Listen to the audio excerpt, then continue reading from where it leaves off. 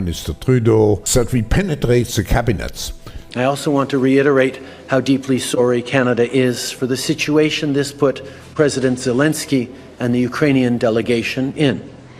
It is extremely troubling to think that this egregious error is being politicized by Russia and its supporters to provide false propaganda about what Ukraine is fighting for. Why does this government treat Alberta like a fart in the room that nobody wants to talk about or acknowledge? I heard her say a word that I know is distinctly unparliamentary, and I think she may want to withdraw it. The word was F-A-R-T. We love your Mr. Trudeau. I mean, his family's always been such big fans about that.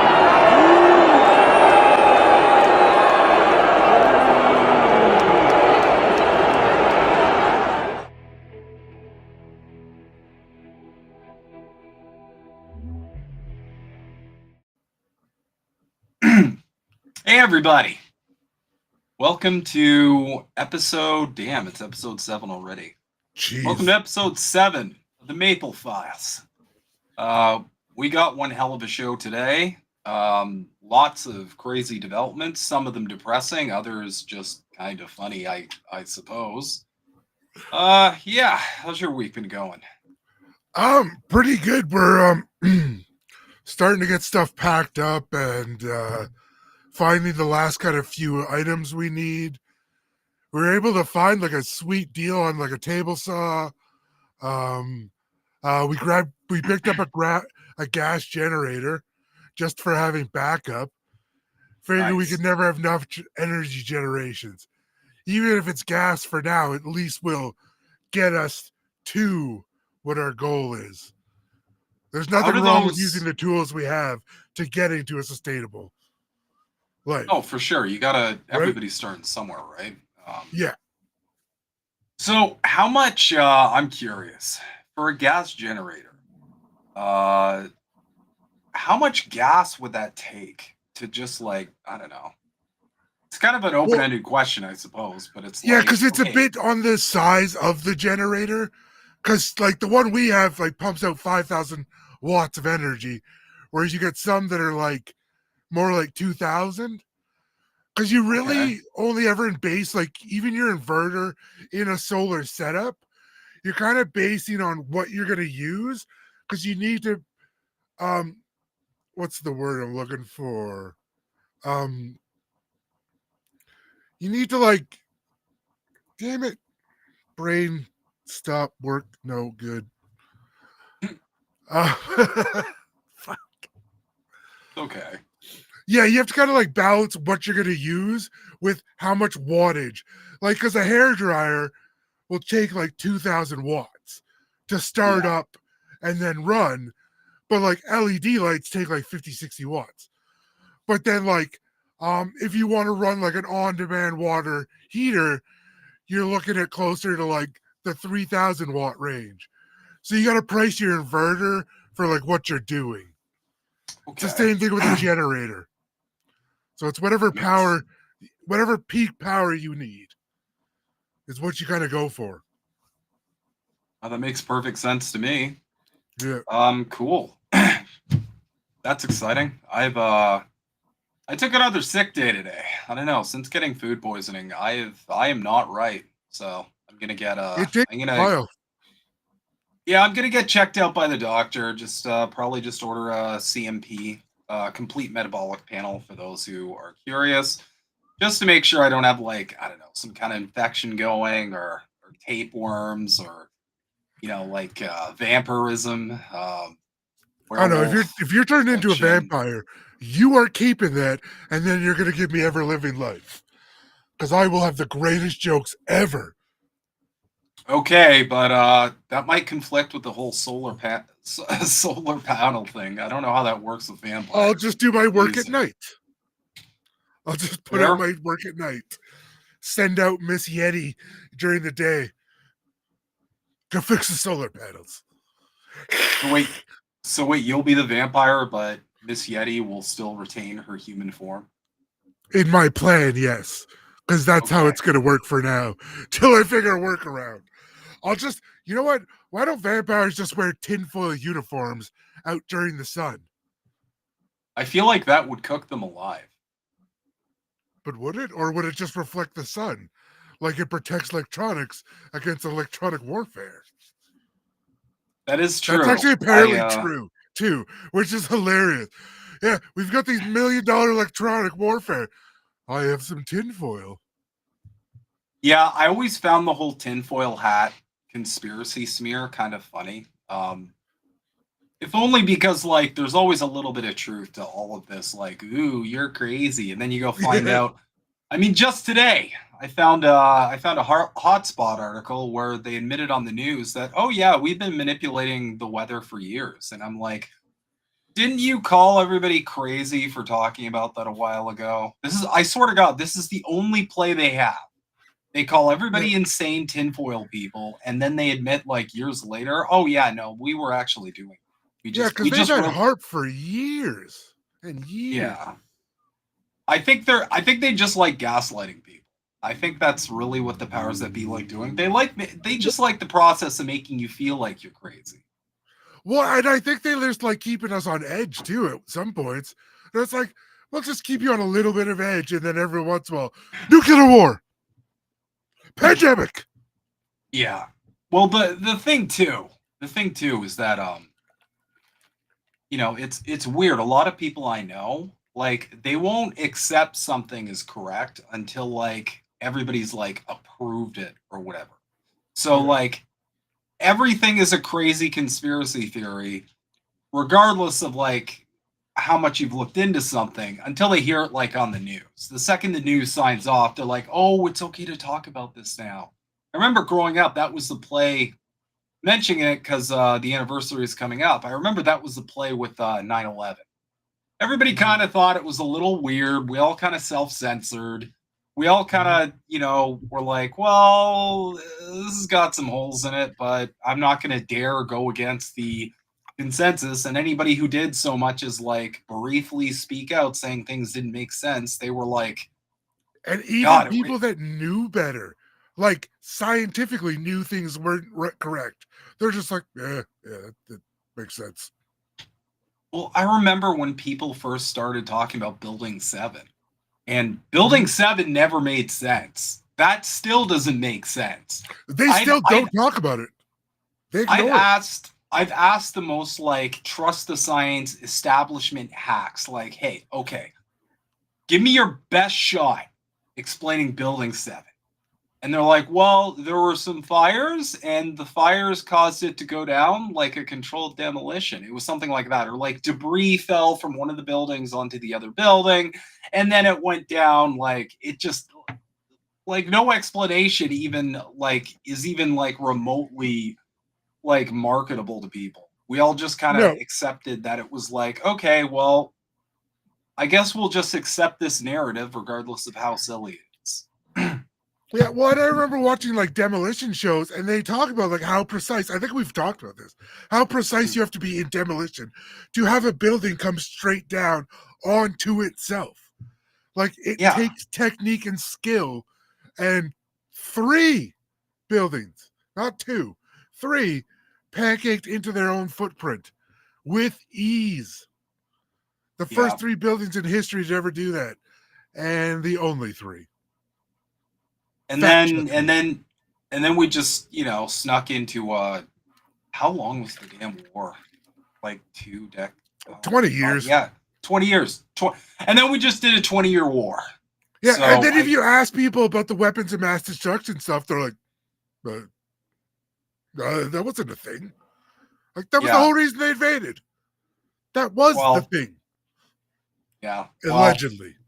Well, looking back, there's a lot of stuff that you look back with a critical eye nowadays, and you're like, oh, that was weird. What the fuck was that? Just simple stuff. You look back and you're like, wait a minute. So you got a quarter raise? 25 cents. Yeah. Because I remember my mom telling me that when I was younger, and I was like, that doesn't make sense at all. I was like, a quarter is nothing. No, it used to be at least more than it is now. Well, I mean, and back then it was like, I think maybe early 2000s, maybe late 90s. So like, it was a bit of money, but even then I was like, that you waited a year to get a quarter? You get back there and yell at somebody, mother. You yell at me all the time. Get in there and yell at somebody else. That was me a while ago. I remember getting a promotion at work, and I was super like excited. And my wife and I were like celebrating, and we were expecting like, okay, well, this is a big promotion. We're gonna bring in so much more money. We'll be able to, buy X, Y, and Z. Mhm. And then it turned out to be a 50-cent raise. So I made a huge stink at work, and they were just like, oh no, sorry, not in the budget. And the weird Yeah. thing, whenever they give you that okey doke about it's not in the budget, like you just have to go to one of those meetings where they report like record insane profits, and you're like, Yeah. so So what happened to the budget? so the budget, you have to keep within this budget so you can keep doing the record profits. Got it. Okay, makes sense. Yeah, and that's annoying because like there's no incentive for people to work further in their careers, and the only people you get then are the people that are power hungry. Because Yeah, they, right. So it's like, and for you, like you do extra work, you should be entitled to more money. That is the economic system they have developed. But they're like I remember growing up and they're like, oh, nobody works for free, and now they're like, oh, you should assume you're going to work for free a bit. I don't think so. yeah. Well, that's why I advocate for worker co-ops and stuff like that, and that's why people make worker co-ops, because No, I agree. I've talked about this before, but at the end of the day, if you see an actual tangible benefit to like your wage and your benefits and all that, if you actually see an increase thanks to directly to like your hard work, then you're gonna work your ass off. I would. I'm just like, all right, guys. As a team lead, that would be such a slam dunk for me to coach my team too. I would just be like, all right, guys, if we all kill it, we're all gonna get a bunch of goodies. I'll be able to, we'll all be able to have like a wage increase and XYZ. Like it would be way more motivation than just like do the job better or we lay you off. Yeah. Well, I guess that would be a good way to build a worker co-op then. Would be like, as profits increase, you just get more and more. But I mean, you're going to have to keep some kind of like cushion for expenses and stuff like that, obviously. But like, if, hey guys, we made $100,000 this month, everyone's getting $1,000. Something like that. Like people would love that. And it would be good for local economies because people would likely spend that money back into like things in their community what they would want to buy. Yeah, for sure. Like hopefully we could all just go on Amazon too. But yeah. Indeed. All right, without further ado, we're going to get into the most breaking news, I think, of the week, personally. Fellow Canadians, you may have noticed the news. The NDP is ending its governance agreement with the Liberals. So the deal that ensured Liberal minority government survival was the first such agreement at the federal level.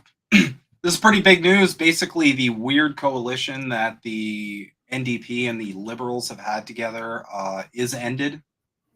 NDP leader Jagmeet Singh is terminating the supply and confidence agreement his party made with Justin Trudeau's government.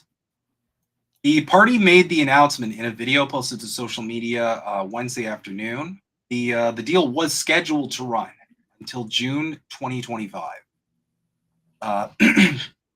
The direct quote from Jagmeet was, "Justin Trudeau has proven again and again he will always cave to corporate greed.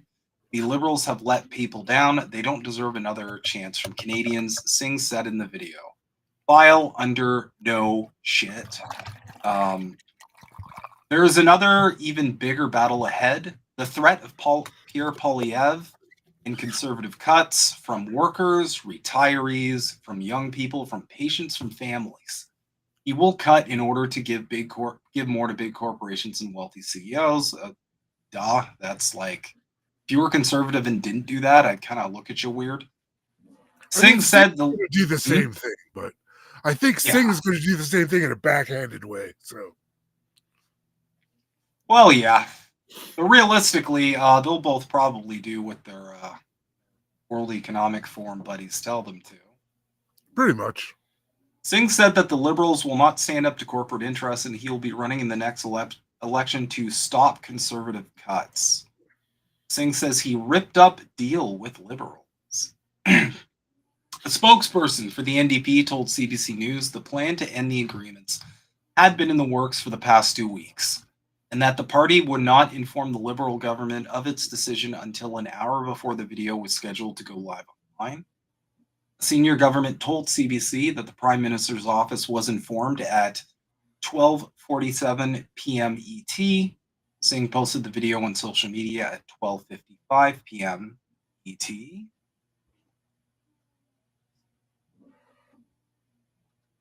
Oh, we have a nice little video. Watch the nice little video here. 1 second. Notified the Prime Minister. Today, I notified the Prime Minister that I've ripped up the supply and confidence agreement. Canadians are fighting a battle for the future of the middle class. Justin Trudeau has proven again and again he will always cave to corporate greed. The Liberals have let people down. They don't deserve another chance. There is an even bigger battle ahead. The threat of Pierre Poilievre and conservative cuts from workers, from retirees, from young people, from patients, from families. He will cut in order to give more to big corporations and wealthy CEOs. The fact is, the Liberals are too weak, too selfish, and too beholden to corporate interests to fight for people. They cannot be the change. They cannot restore the hope. They cannot stop the conservatives. But we can. In the next federal election, Canadians will choose between Pierre Poilievre's callous cuts or hope. Hope that when we stand united, we win. That Canada's middle class will once again thrive together. In Canada, we take care of our neighbors. That's who we are. I've embraced that value my whole life. I'm running for Prime Minister because together we can and will stop conservative cuts. We can deliver relief and restore hope. Fix healthcare, build homes you can afford, stop price gouging. It's always impossible until it isn't. It can't be done until someone does it. If we're together, nothing is impossible. And we won't let them tell us it can't be done. Big corporations and wealthy CEOs have had their government. It's the people's time.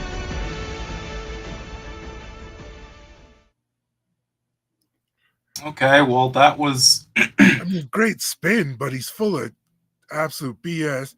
And he acts like he hasn't been part of the problem the whole time. Oh, that's funny. I wasn't doing anything. I was just in a coalition. It's not my doing. Is he a trot? Jugmeat's just a sock dem. They're all sock dems. That's like he's like Bernie adjacent. If I were to compare it to, I mean, he's basically Bernie in Canada, but they had to do a diversity hire. So, and here's the thing, right? This is the weirdest time ever. Easily the weirdest time ever to pull some shit like this. Because first off, listen, you already did the weird coalition and you took until right now to kind of break from the libs. The cat's out of the bag in that regard. You're already kind of caught in everybody's already kind of caught you in bed with Trudeau and the Liberals. So that's kind of not a great look for essentially a third party. Yeah. Kind of trying to pretend like he had nothing to do with anything. I was an innocent bystander. Yeah. And furthermore, doing this right before a possible fall election, I mean, I'll be the first one to say, I will be the absolute first one to say that Justin Trudeau and the Liberal government, they absolutely deserve to lose. I can't think of a party that deserves to lose more than them. They have been absolutely terrible and have mismanaged this country into the fucking ground. But guess what? Here's the reality. We broke down the numbers here. We crunched everything together. Okay? This country will not be able to survive what the conservatives plan to do to it. We're not going to make it in that regard. Mhm. The liberals, same thing, except they're essentially like a tinier, much tinier little stopgap. Either way, we need we need drastic action here. Not like who's going to fuck us over even harder. We're not going to be able to survive that. Like, Canadians aren't getting by. They're not okay as is, unless you're proposing something drastic. And I will admit, out of all these parties, the NDP's platform does look like it's the closest to a party that can actually at least make a dent. But again, guys, let's not forget, this is a party that was perfectly fine just aligning themselves with liberals, and liberals have done nothing but break promise after promise after promise after promise. So at the end of the day, I am automatically skeptical when it Well, comes to it's all of this. interesting because we could actually do price control in Canada. Because I didn't realize this. I was talking to my uncle, who's a farmer, like an actual farmer. He does farming. Apparently, the price of wheat for farmers has been the same price since like the 70s. Like they're still getting paid the same rate. So he's like, I don't understand where the money's going up, how the cost of everything goes up, because we're still getting paid the same. And I was like, that is flabbergasting, to be honest. Well, we have covered where a lot of taxpayer funds for Canada goes to, but also at the end of the day, I mean, it's also like, I don't know how many other examples we got to provide people before they realize like corporations are directly responsible for this. It's not just magical. It isn't just like magical cost of living spells that are cast by wizards. Okay, the fact that your grocery bills go up because the companies like Loblaws increase them. We know that. We've covered it. So I've always felt like inflation and conservatives fucking love doing this. I always feel like inflation is this really convenient like scapegoat that big companies can just use. They just say the word inflation, jack up all the prices, despite them making record profits, which kind of should deflate the whole narrative, but it doesn't because people just accept it for face value, which is depressing, but I digress. I can't believe the amount of people that took that, oh, we only make 3% profit BS. I was like, yeah, they made billion-dollar corporations with 3% profits. You guys are going to be kidding me. I'm no mathologist here, but pretty sure it's not working out. Well, the problem I've always had, sorry, it's getting hot in here. The problem I've always had with how our politicians treat Canadians, and this is the same for the States, but I've noticed a particular degree of this. Our politicians have so much goddamn contempt for ordinary Canadians that they think we're all, I don't have another word to describe it. They just think we're dumb. They think we're stupid. Idiots. They think we're so stupid that we're just going to eat shit sandwich after shit sandwich and say thank you. May I have some more? The level I need to of get a contempt. George Carlin sign for the dumb enough to run the machines, or you know what I'm saying. Sorry. Yeah, that's one of my favorite quotes. Obedient workers. But yeah, let's we'll get through to the end of it here. I'll let others focus on politics, Trudeau says. Speaking in Rocky Harbor, NL, after Singh made his announcement, Trudeau says his government is more focused on tackling the affordability crisis and climate change. These are the things we're focused on. I'll let others focus on politics, Trudeau said. I really hope the NDP stays focused on how we can deliver for Canadians as we have over the past years, rather than focusing on politics. I mean, they're not focusing on politics. They're calling you out for not having the interests of Canadians in mind. Yeah. So the fact that you're reducing this to something as nebulous as politics, I mean, like, it's classic Trudeau, right? He's got that. The man has had nothing but tactics for year after year. Well, it's just funny when the politicians like, I'll let them deal with politics. Yeah, it's like you're a Excuse me, politician. sir. Sir, you should. I have some questions. Yeah, you should be focusing on politics, being a politician. That is kind of why you're here. That is your purpose, sir. I digress. Trudeau said he hopes the next election will not happen until next fall, so that his government has time to move forward on pharmacare, dental care, and school food programs. After how many years, buddy? You're going to get it done now. And yes, Americans, it is identical to what you guys go through, where the people in charge are like, we just need a little bit more time, and then we'll actually deliver on like anything at all for you. Yep. Every time it's like, oh, well, this thing happened that is rare, but it stopped everything. So now we can't do that. Yeah, what? It's just the most absolute insane asinine excuses every time from government officials. And then if it's really bad, they just tell you China or Russia or Iran did something. Yeah, there's always the okie doke involving another country. It's like they're doing this, we're not. Yeah. And the thing too is that, like, partially we have ourselves to blame, because a lot of us, I will say that there's a lot of Canadians out there who, they checked out of voting a while ago. If you look at our voter turnout, it is atrociously bad. Rightfully so. Because you can only go so many elections and have everything just get progressively worse before you think, so I voted, and it seems like whatever party gets the majority in Canada, my life is still shit.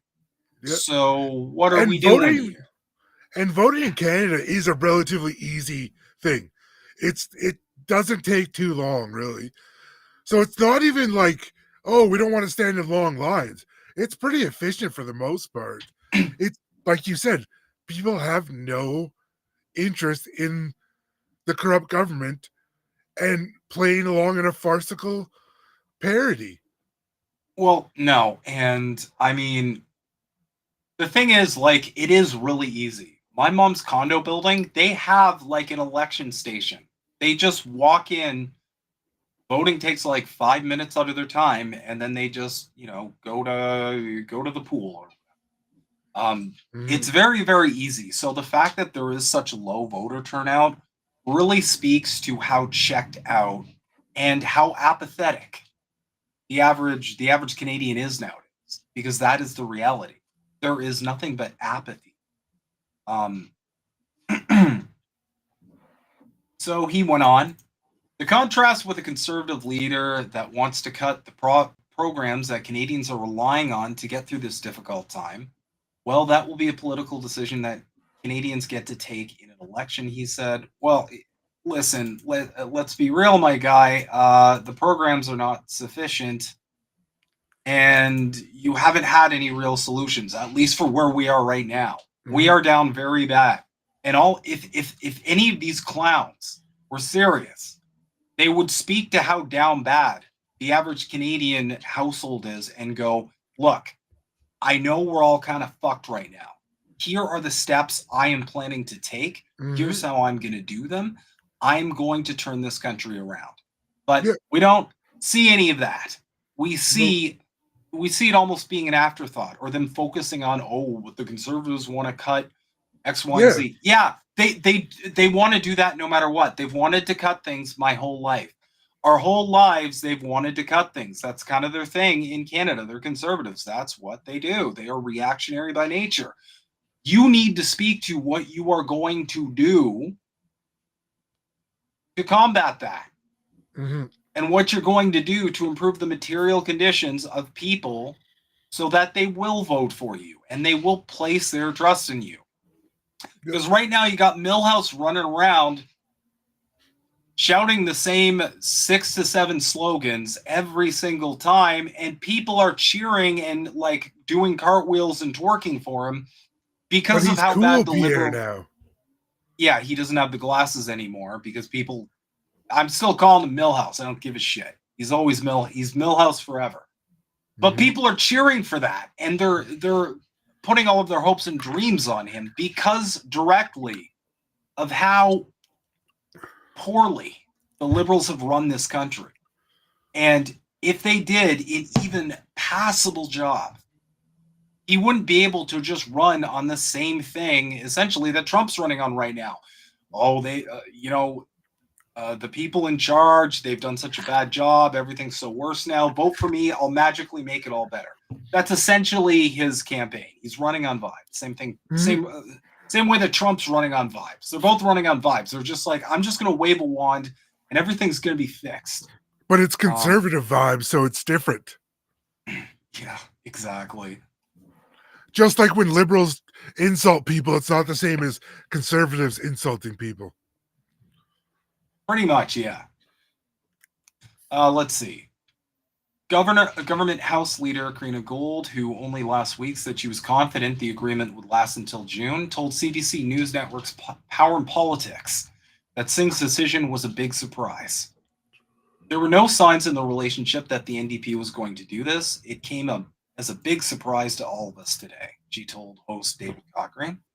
Mr. Singh has just decided that this is better for him politically, and he's putting at risk all of the successful programs that we have put in place over the last 3 years.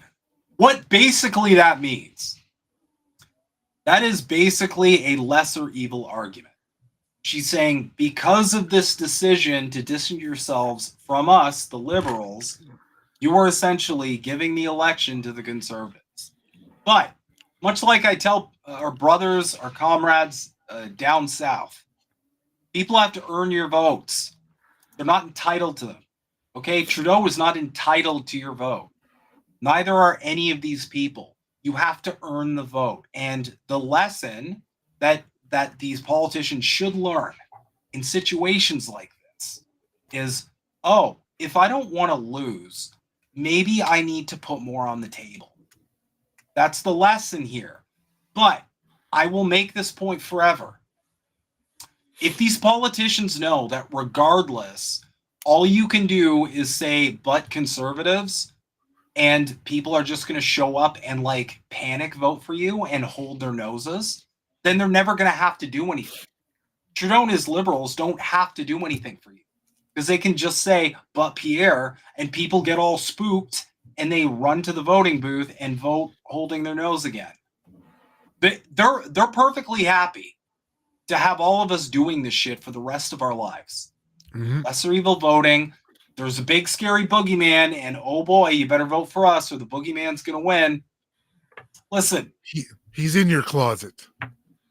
Yeah. At the end of the day, if they don't want the boogeyman to win, it's on them. It's not on you and it's not on me. It's on them. They have to sell votes to us. They have to sell votes to the Canadian populace. And if they don't do that, if they don't offer a convincing enough plan, if I were the Liberals, I would do this. I'd say, look, it seems like how we've been running things could use some improvements. Here are the improvements we're going to make. I don't expect Trudeau's way too much of a narcissist to ever be like, hey, I've kind of been like shitting and farting for a while. I'm going to stop shitting and farting and like go in this direction. He's way too narcissistic to ever do that. But he could say, it seems like at this moment in Canada, we might need to course correct a little bit, or we might need to step up to the flowery lib language that he's so good at. He could phrase it in a way that just says like, okay, I hear you. I get that we need to figure some new stuff out. Here's what I'm planning. But instead, he doesn't need to do that. And that's because people will panic They will look at how impoverished they are now. The only thing they'll see from Boogeyman Pierre is a bunch of shit he's going to do to make life even more abysmal than it already is, especially people who do rely on social programs. And they're going to panic and be like, I can't afford a conservative government. I'm already barely surviving under a liberal government. They're going to go vote for him. Or the other group of people actually think, you know what? It hasn't been working out with the liberals, so let's try something new. Let's try the conservatives. And they just keep doing this over and over again. It's a cycle of us just steadily being on a downward trajectory. Nobody realizing that regardless of who's in power, we're just on the same fucking trajectory. And so we're stuck into this weird lesser evil nonsense that isn't going to end. This ends one of two ways. One of two ways. Either Canada just full-blown fully collapses, or there is a revolution. That's the only way this is going to end. The only power we have is determining when that will be and which road we'll end up going down. Because if we keep lesser evil voting, this country is just going to eventually just completely crumble apart. We'll be like mini Rome. Oh, yeah. And we're on our way, is the sad part. Like, just look at the amount of people that can't afford food, can't afford proper housing. This is why Rome collapsed, was these same issues. And you're seeing it again. And it's a product of us being so close to the states, really. Because our government is run by the states, essentially. We are essentially America's hat, and there's plenty of breaking stories on this. I saw some cool stuff with the Canada Files the other day. If you guys want to check that out, but essentially we are America's hat, and the thing is, the West in general is showing all of the signs of an empire in decline. We're completely overextended militarily. Inwardly, we are ramping up the authoritarian fascist sort of traits that we should already be concerned about in our lifetimes. Economically, we are falling the fuck to pieces. It's all the signs are there. So if some adult in the room doesn't propose some kind of drastic change, then this country's going to have to change one way or another. And the only difference is, do we do it the hard way or the easy way? Yep. Anyway, you're 100% right there. Like, and that is very much the thing, is we're going down such a path that it's going to get really bad regardless. The bad's coming. It's what's going to happen after the bad that is really going to make the difference. We're going to have to go through bad times. That's why, like I said, I talk about the sustainability. The better you can get through the hard times, it's going to be the easier. And when it comes to the other side out, we'll be better prepared to start rebuilding the proper societies, which will end up working with other countries as a collective, not against each other. That's the only way we're going to survive, is to work together and not this constant fear-mongering that country A is worse than country B, but country C over here is not worse because they do the same thing, but we said they're not worse, so just go with it. Indeed. So we got Poilievre as well. He called the Singh statement a media stunt. Conservative leader Pierre Poilievre called Singh's announcement a stunt and criticized him for not saying whether he would vote non-confidence in government. He came out and claimed he was wrong and that the coalition was a bad, costly idea, but he refuses to commit to voting for a carbon tax election. Again, like, just replace carbon tax with immigration, and it's like, this is all conservatives have to address the economy. They blame it on one single thing. Excuse me. That at face value doesn't even make sense. It does not even make sense. It's like, okay, well, this one thing can't be contributing to this massive problem, but people buy it. Yep. People want that one. People would really like that one quick solution. So that's what their hope for is, that it's just going to be like, oh, we just turned the wrong corner. We just got to go back, recorrect. It's not going to be like that, unfortunately. in my opinion, at least. Mine too. Polyev called on Singh to commit to voting for an election at the earliest opportunity when the House of Commons returns. Right now, we don't have a calendar to indicate when we can put forth a motion, he said. After sellouts, oh my God, this guy is just great value, Donald. Look at this, sellout Singh, again with the nicknames. After sellout Singh did this stunt today, he's going to have to vote on whether he keeps Justin Trudeau's costly government in power or whether he triggers a carbon tax election. Mhm. In a media release accompanying his announcement, Singh said the NDP is ready for an election and voting non-confidence will be on the table with each and every confidence measure. Last week, Polyev called on Singh to pull out of the agreement. In response to Polyev, Peter Julian, the NDP's House leader, said that leaving the deal is always on the table for Jagmeet Singh. So we called him to pull out of the agreement, but then criticized him when he did that, which is so on brand for a conservative. I have no words. Yeah. Poilievre's call came in the midst of a by-election campaign in Elmwood, Transcona, a Manitoba riding, where Conservatives have tended to finish second to the NDP. The Conservative Party hopes to pick up ridings in British Columbia and Northern Ontario, currently represented by New Democrats. A by-election in the Montreal riding of LaSalle-Imard-Verdun, formerly held by the Liberals, will be held September 16th. Some promises and deal yet to be fulfilled.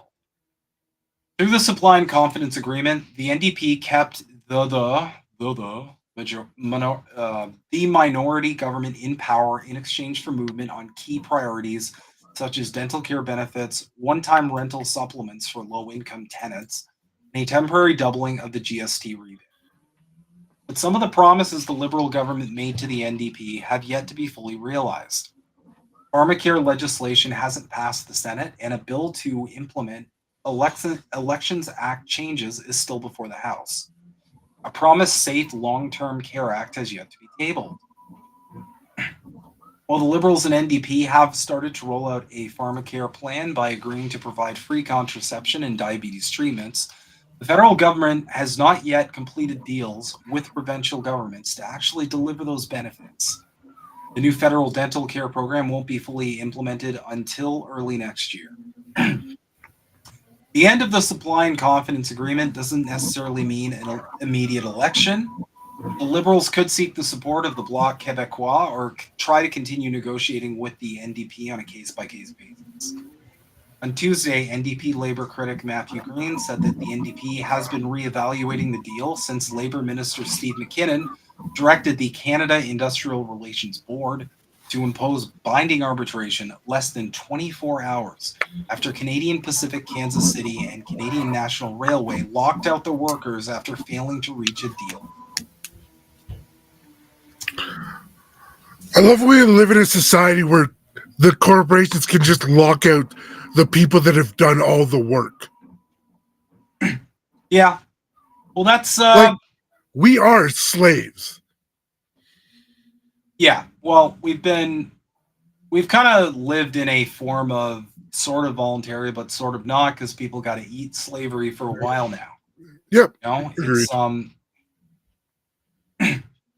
and this whole the problem too is you hear all of this talk about dealing with corporate greed and standing up to corporations and all of this stuff, but at the end of the day, you're never seeing any follow through from any of our politicians because those are the organizations that they're most affiliated with. They're the ones that they're invested in. And you know, this is a massive part of the problem in Canada. It's not as bad as the States where they have a whole lobbying industry, of course, but it's bad enough. But I think Canada's starting to get a bit of that too. I'll have to look more into it, but I think I've seen some more lobbying like the States.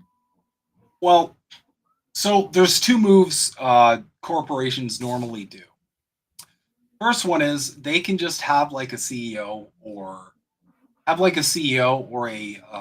a third party essentially make a personal donation to a politician. I'm Pretty sure they can do that. Or they could also donate to a charity. And charities and philanthropy in general, folks, if you haven't been paying attention, aren't just about the goodness of people's own hearts. A lot of the time, it's just a fancy way to lie. So, Well, a lot of times they pay themselves too, because they'll be the director, where they don't actually do anything. But oh yeah, I definitely deserve $300,000 for this. I mean, yeah. Here's the thing: the corrupt are always going to find a loophole in a system like this late stage capitalism we have. They're going to figure out a loophole. They're going to find a way to get the people in power to play ball. And that's essentially, you know, unless we have a society, unless we have some form of governance that isn't directly incentivized by big business, essentially, to, you know, game the system in their favor, we're just going to be stuck with the same problems over and over again. This is never going to get better until someone actually does something about the problem. So. Well, I mean, like, government's technical job is to be the keep corporations in check for the people. They don't seem to do that. Or at least in my eyes, that's how they should work. Yeah. So next we've got a next we've got a video from Alina McLeod. I don't know a ton about this person, and you know, some of the complaints do seem a little on the conservative side, but I found this video fascinating. Just the way they talk about, because essentially what's happening is this person is leaving Canada for reasons. Okay. But yeah, I just wanted to watch this and give it a bit of an analysis, because it did this video certainly stuck out to me in a big bad way. So I'm just gonna full screen. They say that the older you get, you can never go home again, especially if you travel as much as I do. Even though I was born in the Soviet Union and lived my first 5 years of life in Ukraine, it is very clear to me now that if any place has ever truly felt like home, it would have to be Canada. I moved to Canada with my mother and stepfather when I was 5 years old, and I grew up in a small town in rural Saskatchewan. I loved living there as a kid because I had so much space to roam around, my parents weren't afraid for my safety, and this was also the time before cell phones, so having a vivid imagination was absolutely necessary to keep yourself entertained. As I grew older and had some opportunities to travel, I began to discover just how big and diverse our world really was.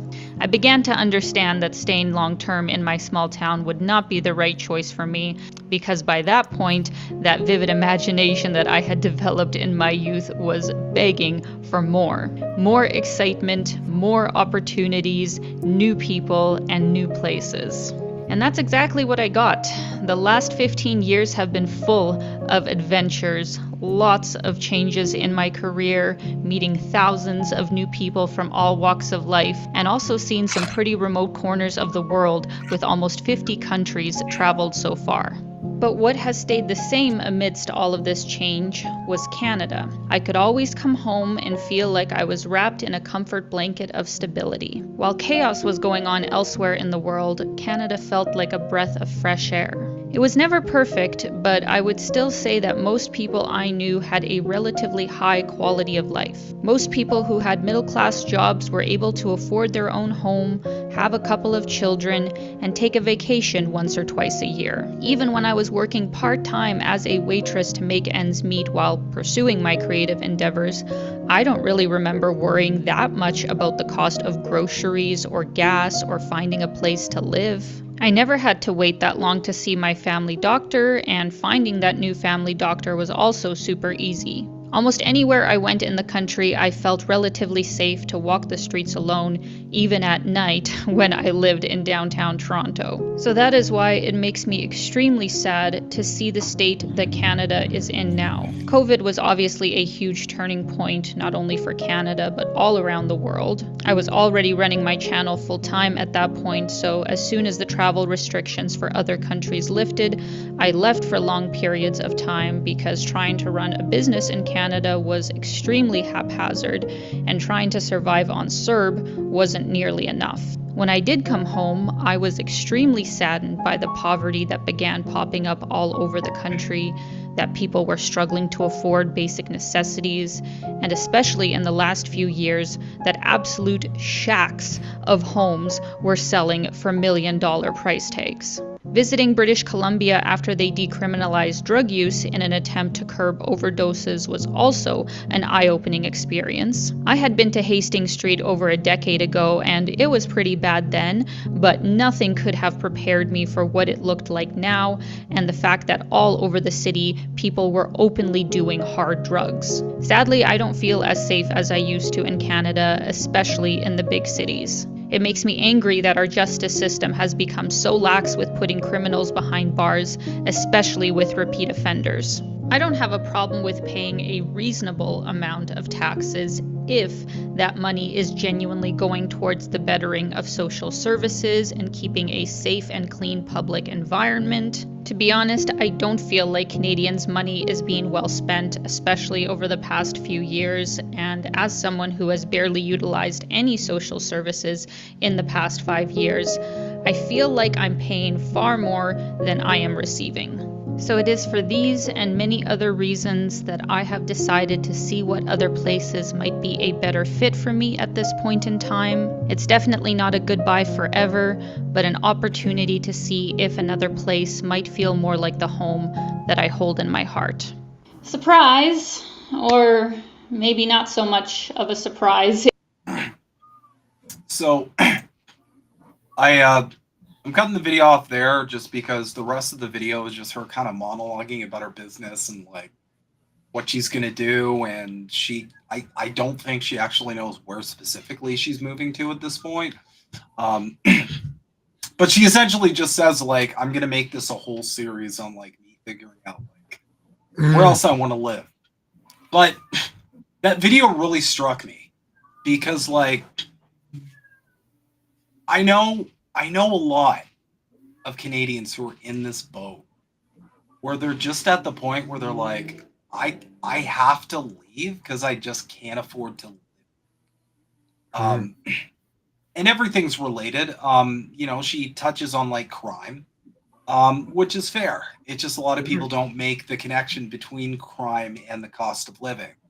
You know, the crime has always historically been linked to like lower income, you know, poverty. There's always been a link to that. Yeah, I never understood why people didn't seem to kind of put the two and two together. Or maybe it's just like purposeful denial. There's always been a lot of propaganda regarding that. You'll see a lot That's of true. you'll see a lot of propaganda from reactionaries where they'll try and blame like immigrants or these other factors on the crime because they kind of want to take the heat off people actually making that decision. Guy that's been voting for 60 years? No, it's that guy that's voted for 3 years. He's the problem, not us majority people. Yeah. They want to take the heat off, you know, people drawing conclusions of like, oh, wait a minute, all this crime is coming from poor people. Maybe there's a reason for that. Maybe there's a reason why the rich people, well, the super rich ones, they're committing crimes that are so horrifying that they can't go to jail for them. It's just, you hit the ceiling on crime where you're just so bad evil. we can't tell you about them, so we're just going to deny it happened. But it happened. You reach a level of billionaire evil where you just kind of like, it's like you've typed in cheat codes and like the cops are like allergic to your presence or something. I don't know what it is, but oh no, they're allowed to murder children openly. It's fine. Well, of course, but allegedly. Yeah, so that kind of just struck me because it's like this lady's story, and she's not even working class. She's got a business going, still can't make it work. There's a lot of people I know. I know people who have moved to Latin countries, Latin America. I know people who have moved to Europe. I know a couple of people who moved to China. There's a lot of people who are just kind of getting out. And yeah, my brother-in-law is in Peru. Yeah. And this is why I feel like our politicians need to take this more seriously than they do. Because if they don't, it's going to get to the point where Canadians are just going to leave. You're going to leave them no choice. They're going to be like, I work all the time. I can't afford to live anywhere. Can't afford to rent anywhere. Can't afford to eat. I'm gone. And then you're just going to start having people leave your country because you are not offering them any kind of relief or any kind of solutions to problems that you and government have largely been responsible for. Mm-hmm. Like, I'm sorry if I... It creates a massive brain drain on us because the people that are going to leave are people that are educated. It's not the people with low-paying jobs that are going to be able to escape. It'll be like professionals that... Yeah, because that's the other problem, too. There's a lot of people on the lower end of the income spectrum who they're just trapped. Why? Because they can't afford to leave. Leaving costs a lot of money. Relocating yourself to another country costs a ton of money. You need to be able to save up first and last. You need to be able to save up for travel expenses. You need to find a place. There's a lot that goes into it. Somewhere where you can speak this proper language, because that'll be hard to go. So I've always commend people that move here from other countries and have to learn English. I'm like, I'm amazed. I've been speaking English my whole life and I still haven't figured it out. So yeah, I mean, English is just a hard backwards language that doesn't really have a lot of rules. So I don't ever judge someone for having not a great grasp on it because I empathize. It's like I was forced to learn this as a kid. And it still doesn't make sense. Like the fact that Scandinavians can speak it so well to the point where I've seen them correct Americans on their grammar, which is glorious because, I've actually seen Scandinavian friends of mine who will correct Americans on their grammar and be like, really, dude, this is my second language. This is just bad. So, I'm sorry, but the fact that this lady has made this video at all and is at this point of giving up on Canada, it just kind of stuck with me. The fact that people are at that point when it comes to this country. And I mean, I'm not going to lie, my wife and I have talked about it. My wife and I as well. We've talked to friends who have talked about it where it's like, you know what, we'll try our hardest, but at the end of the day, it is just going to come to a point where it's like, okay, well, our options right now are go on the street or leave. People will get to that point where those are the only two options they have. And if people can escape, they will escape. Because it'll be the easiest thing. Yeah. I want to make it clear to people, if you are going to escape, just don't try to escape to the States, because then you're just going to be you're going to be going from ultra difficulty to nightmare difficulty. They've got all the same garbage we've got. It's just that on top of that, if you get sick, congratulations, you're in debt now. So it's I'll just get enough land that we can open up Yetilandia, and then we'll make our own country. Yetilandia? I like that. Let's create my own country, you bastards. I mean, at this point, the cool thing about technology is I feel like we're eventually going to get to a point where the idea of a country itself is probably not going to make sense. No, I feel right, like I feel like at the very end of this, we're going to have something a lot closer to like communities, or like maybe even like provinces governing themselves. We're a ways away. We're going to have to figure out a lot of stuff, but eventually this nightmare is going to have to go. So. Yeah. Well, and even with like technology, there's the opportunity to have a much, much more involved direct democracy. It's like, you can send me alerts for everything. Why not send me alert for like a bill? Should we charge billionaires more money? Yes. Yeah. I mean, there would have to be a lot of like encryption stuff, but you get the idea, right? I always had an idea when it came to billionaires. Just because of the personality type you need to have in order to succeed under the capitalist system to the point where you're a billionaire. After a certain point, your money just starts going directly to like infrastructure and social services. We'll make it something crazy, like anything after 1 billion.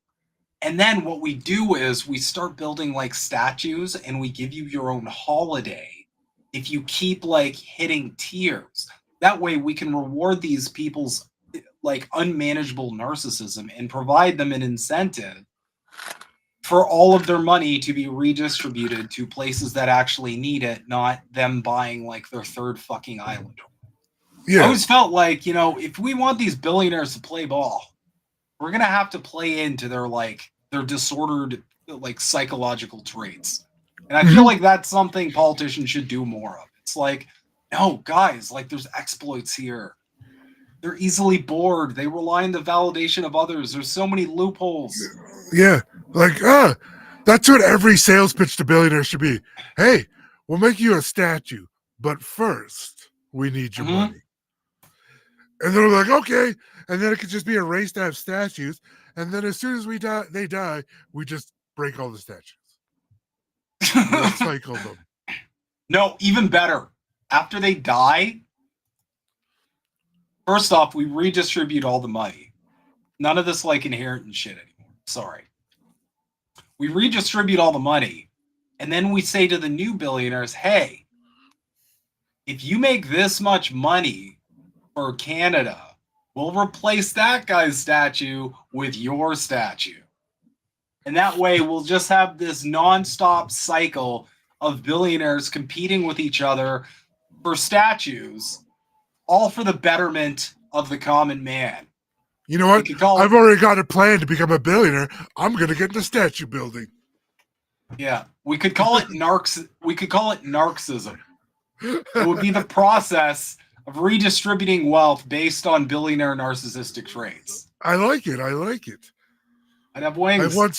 I once coined the term cooperative capitalism as a new term for socialism. Well, I made a TikTok about this, but I've always felt like the best way to sell socialism to Canadians, but just call it real capitalism.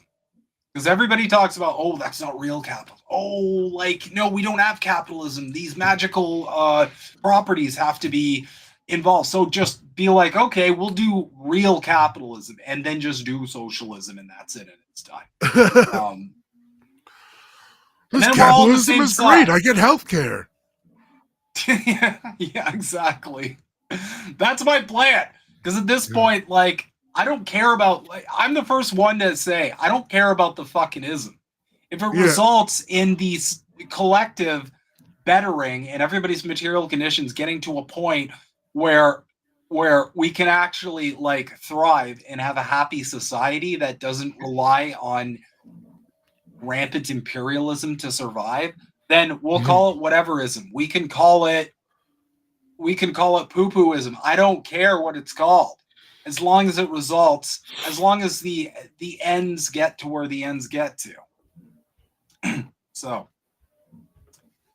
moving along, we got some more great news. Ooh.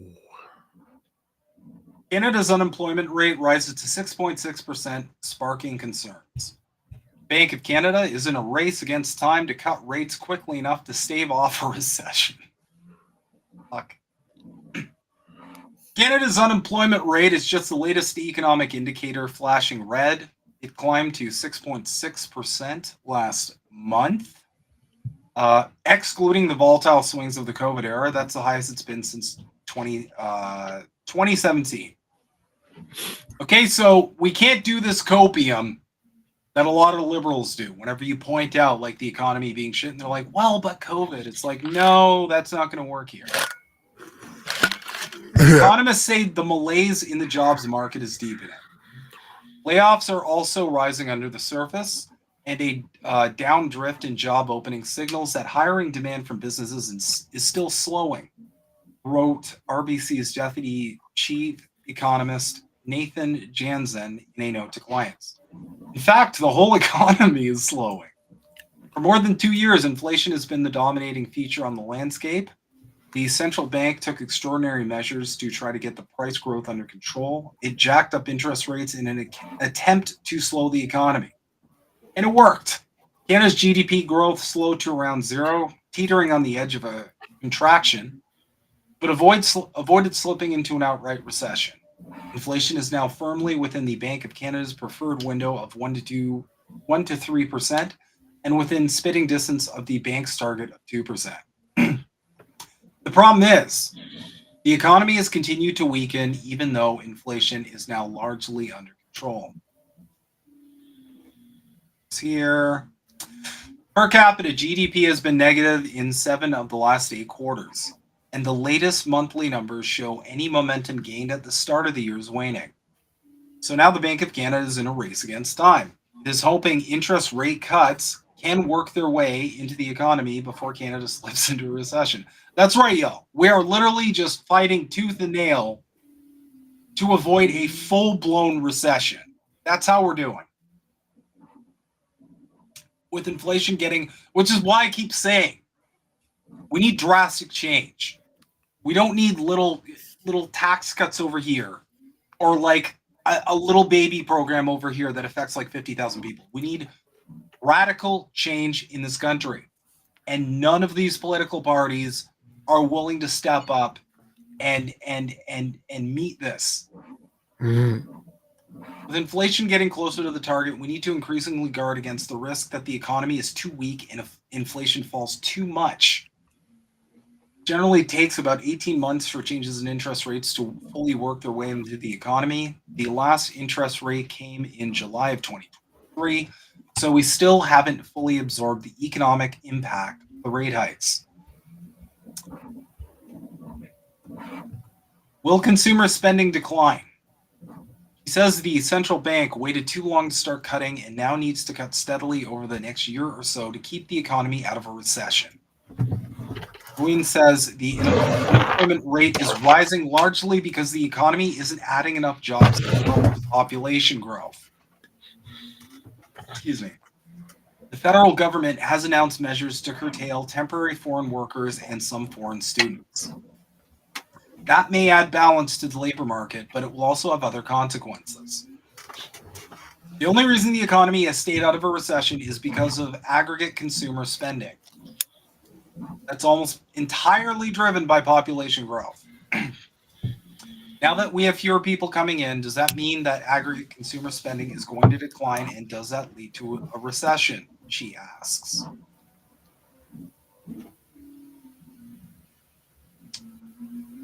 And the rest is just kind of mulling over kind of schedule. But that's where we're at. Even the jobs market isn't looking good. I know a lot of people who have been laid off. I know a lot of companies that are laying off. My company at work, knock wood, has avoided it, and we're doing very well.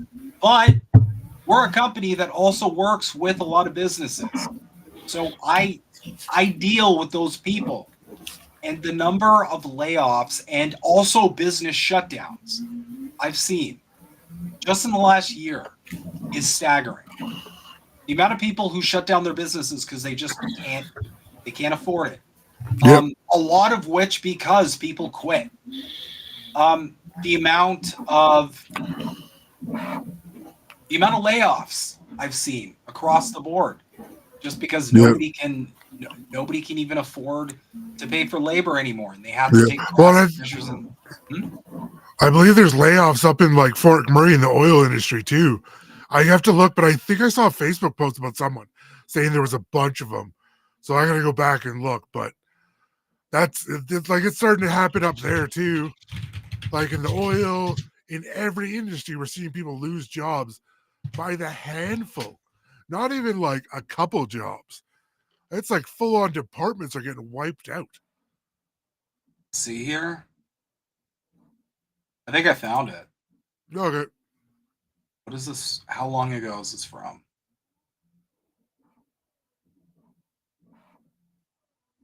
Oh, never mind. It was in 2020.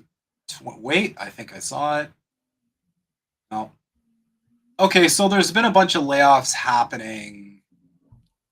I mean, there's layoffs across the board. There's there's nonstop reports over it. So that's kind of where we're at. Bullshit, cutting rates. Let's see. Bullshit. Cutting rates will spur another house buying spree, and we're back where we started, quote unquote. True. The solutions are not going to address the problem. And that's because there's a lot of people who have invested quite a lot of time and energy into convincing you that the solutions are correct and the problems do not have the symptoms they actually do. Yeah, we're not going to buy and sell our way out of this problem. It's going to be time for new, different, out-of-the-box solutions. Yeah. Bartering, I think, will be big for a while. But I digress. We got some more, and don't worry, guys. I do have some good news at the end of the tunnel here. It's not all just doom billing. I know I do try and raise the alarms and the red flags as best I can. But we do have some good news. So Yeti, if you want to take this one. Yeah, sure. Here. I'll let you share. I'll withdraw sharing my screen. Do you want to toss me that link quickly? Yeah, it's in the private chat. This is a really interesting one that just dropped the other day, actually. Okay.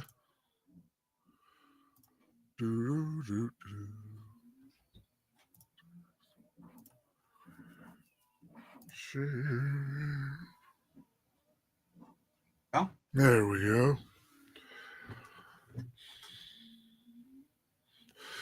So, how financialized landlords may be contributing to rising results in rising rents in Canada, aka capitalism.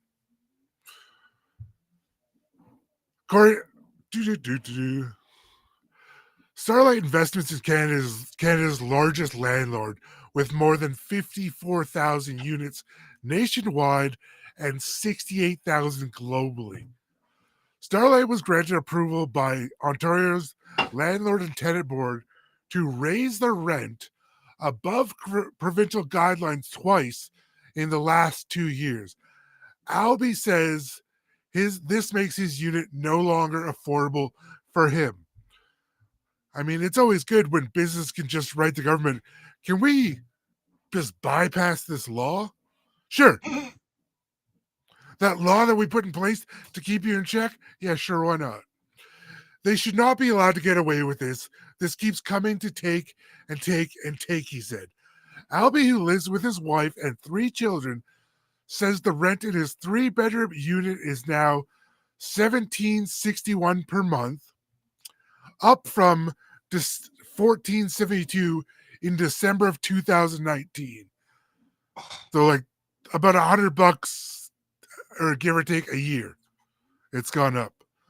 The year Starlight purchased the building, 1-bedroom units that have since become a starting at $2,400, 2,400, 2,800, wow. 2,000, thank you, a month Albee says he has to fight back. He and dozens of other tenants.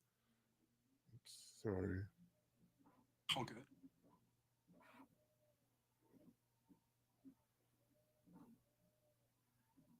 What is being so? He and dozens of other tenants from the two adjacent buildings, including the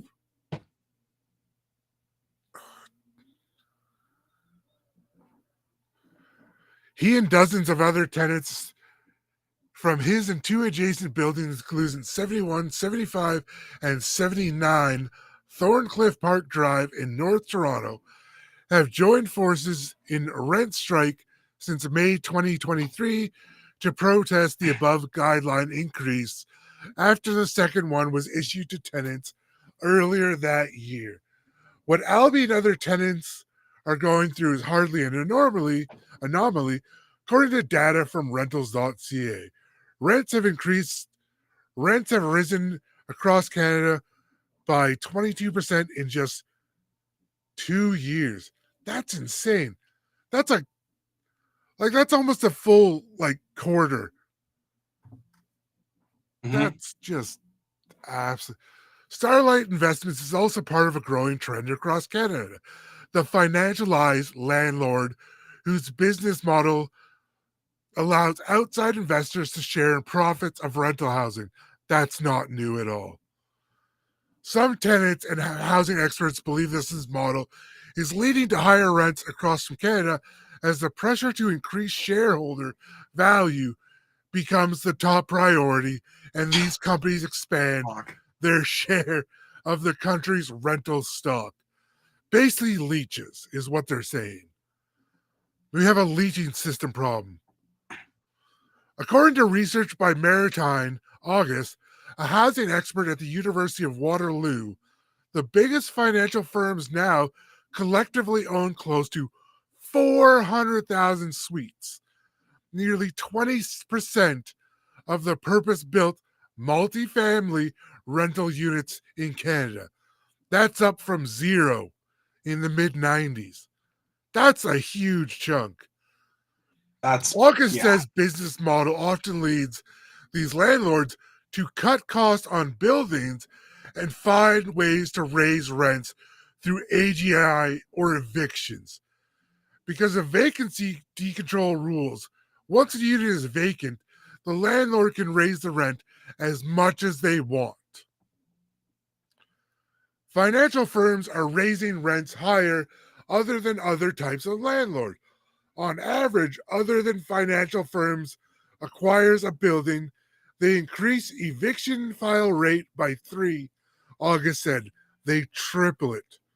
According to August research, the financialized landlords purchased 90% of all rental stock that came up for sale in Toronto in 2020.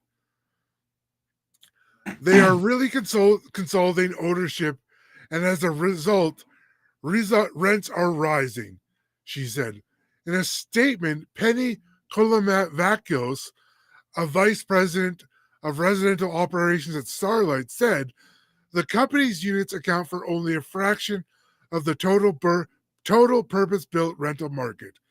A majority of our suites are rented below the Canadian Mortgage and Housing Corporation's average rents for purpose-built apartments. The industry says providing deeply affordable housing is not its job.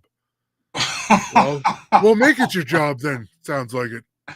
We're not tasked with building deeply affordable or social housing. We can't be there. We're in business. Let's draw a line between these two. No. These people that say, oh, it's just business, are narcissists that can't own up to their shit. That's all they are. They're pussies. This is like... We can't be there. We're in business. Let's draw a line. Michael Brooks, resident of Real Pack, an organization that represents many of Canada's biggest landlords, including Starlight. How it works. People invest in companies like Starlight through pension funds, such as PSP Investments and other private equity. Starlight owns a lot of commercial space across Canada, around the world, but most of its real estate business is residential. So a large chunk of the profit comes from rental income, which I'm pretty sure they just said wasn't the case. But, August says these landlords often like to buy older buildings because it's cheaper than new construction and potential for profits for higher, especially if the building is full of tenants paying below market rents. So it's below market rents because they've gone in and increased the rental market and artificially increased it. So they're causing the problem they're complaining about. Where did they go? They are there for the most part, but they are no longer affordable. The rents have just gone up beyond the affordable threshold, which creates that empty nest where they can just jack up the rent. What has Albie is seen happen in the building? These buildings used to be affordable. It doesn't have anything, special about it. He said it's not affordable to anyone. And a lot of times these affordable buildings are run down. They paint over like old wall outlets. They don't actually do any maintenance. My sister-in-law is essentially going through this up in Edmonton. It's atrocious. Last year, the Ontario. Oh, so go ahead. No, I just wanted to say real quick. My wife and I, she was my girlfriend at the time, but we went through this at our old apartment in Toronto. It was like falling apart. And then the second we left, the building owner just jacked up the price. Didn't do any work, just jacked up the price. So yeah, I feel that. Yeah, they want work. They want money for nothing. Mm-hmm. So, last June, the Ontario Landlord and Tenant Board ruled in favor of Starlight Investments' application to raise rent above provincial guidelines, which currently permits a 2.5% hike each year. This should not be a thing. Full stop. Rules were made to keep people and businesses in check. If you can just let corporations go and move the laws a bit, then you might as well just admit you're a fascist state. Mm-hmm. The company says following all provincial laws and pursuing the AGI, which help cover costs related to combating building aging infrastructure. In an email to CBC, Starlight's Colomophagus wrote that AGI is limited to complete investments of a structural nature in balcony and building repairs, as well as lighting retrofits and booster pump replacements for safety and comfort of residents. Those are business expenses. You are in business, you pay your own business expenses. The government is not here to hand you money for your business expense. Mm-hmm. Many of the rents, we're just going back to the, it's the same thing as I'm reading through the article, but the problem is corporate greed. They don't do anything. They charge more money. So, they're just, and the private sector is always like the victim. Oh, we're not making enough money. Well, that's not our problem. That's business. Well, because the way they rationalize it, I've actually heard people who are landlords rationalize this shit. They're like, "Oh, I provide a service. I provide housing to people." No, and it's you don't. Well, no, you charge people the majority of their income to not freeze to death in February. That's what you do. Let's be real about it. Let's not pretend we're benefactors here. Okay? Mm-hmm. Y'all are cashing in. So yeah, they're leeches of society. Landlords, these corporate executives, these board of directors BS crap are nothing but leeches designed to make money for the rich and do absolutely nothing. And here's the thing. Here's the big thing too. Our system is so gamified now that people are just programmed to seek these incentives. People are all chasing after record profits, quarter end. I see these meetings. I see them all the time at my job. People are just programmed now to think this way. This way of like, any way we can make numbers go up, it's, and your brain gets rewarded with dopamine. So what this is really turning into is some kind of sick game, except it's a game at the expense of working class people. So the whole system needs a rework, because like, we're being programmed to just think like this. This is what these higher ups think like. All they focus on is, can we do better this quarter than last quarter? And we're seeing the effects. Yeah, you can't focus solely on profits. It's not feasible. And that's basically what feudalism was. Like, that's where we're going to end up back in. Mm-hmm. No, for real. Yeah. For friggin' real. This is just... like, it's just crazy how much... Let's see, is there a solution? You need rent subsidies. No.